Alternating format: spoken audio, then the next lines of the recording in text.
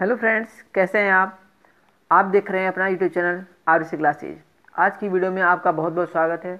आज की वीडियो में हम डिस्कस करेंगे हिंदी गद्य साहित्य के कुछ महत्वपूर्ण प्रश्नों को। कोशिश करेंगे कि लगभग 20 प्रश्नों को डिस्कस करें, जो कि आपके एग्ज़ाम के लिए बहुत ही ज़्यादा हेल्पफुल रहेंगे।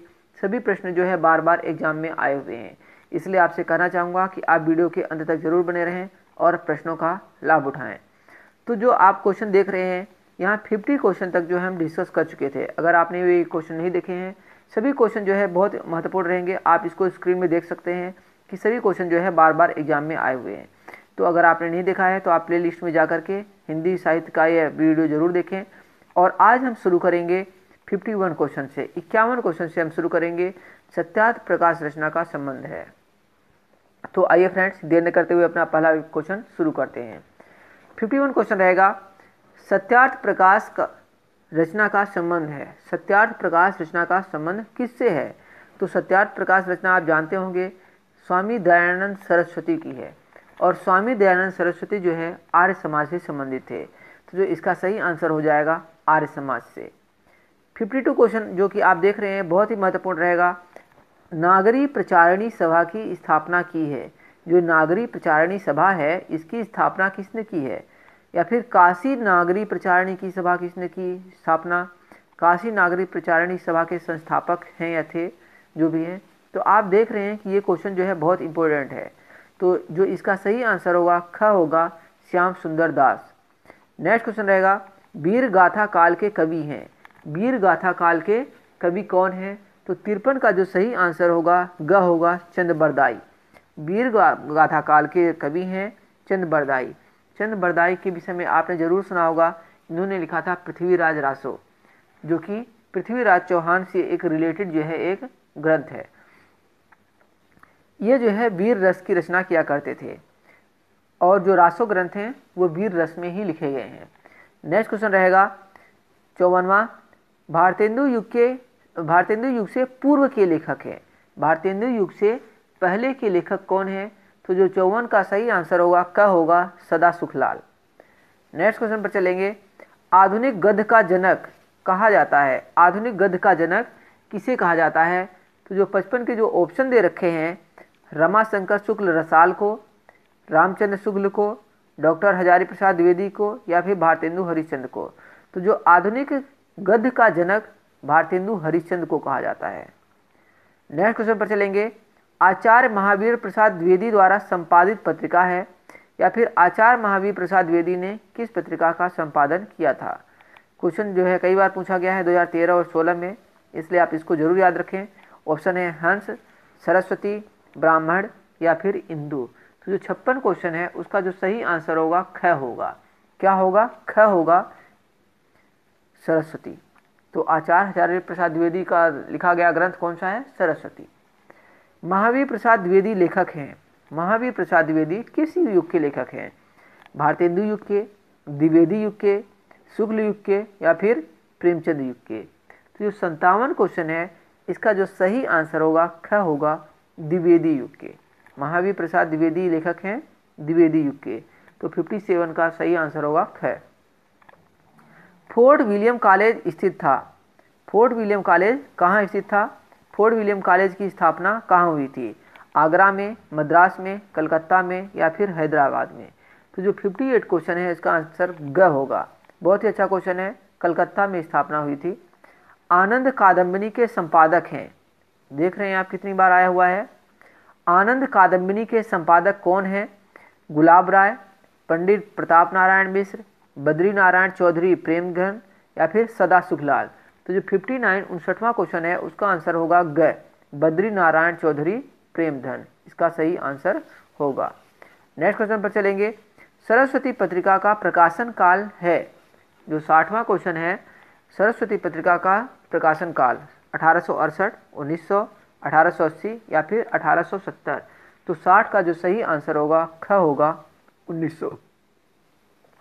नेक्स्ट क्वेश्चन पर चलेंगे। 21वां क्वेश्चन रहेगा, जो कि कौन सी रचना रामवृक्ष बेनीपुरी की नहीं है? रामवृक्ष बेनीपुरी की रचना नहीं है। पतितों के देश, माटी की मूर्तें, गेहूं और गुलाब, या फिर पृथ्वी पुत्र।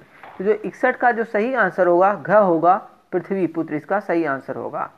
रेखा चित्र पर आधारित रचना है मुद्रा राक्षस, साहित्यालोचन, अतीत के चलचित्र या फिर अंतरिक्ष की यात्रा।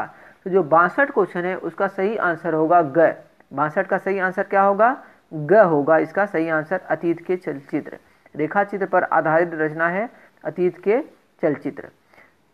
महादेवी प्रसाद की रचना है, आपको पता होना चाहिए।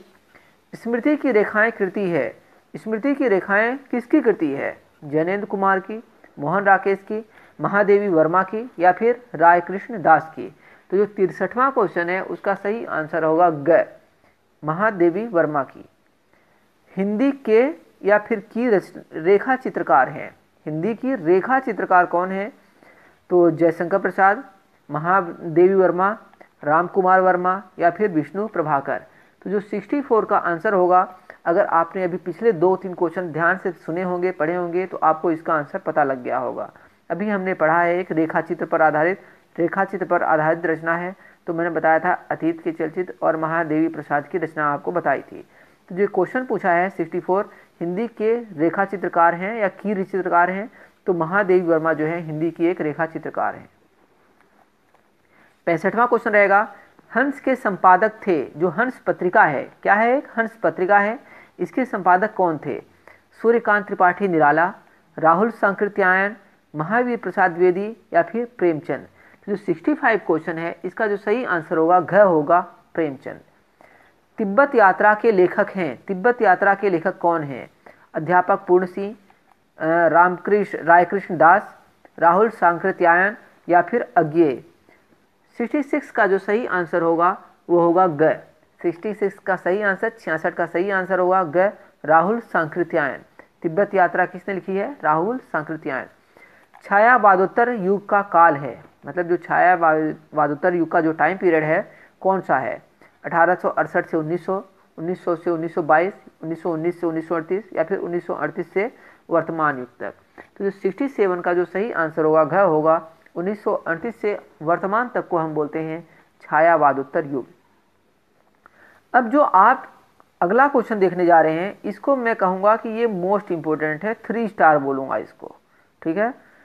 क्योंकि ये जो है कितनी बार कॉम्पिटिटिव एग्जाम में पूछा गया है या फिर जो बोर्ड के एग्जाम होते हैं उनमें पूछा गया है।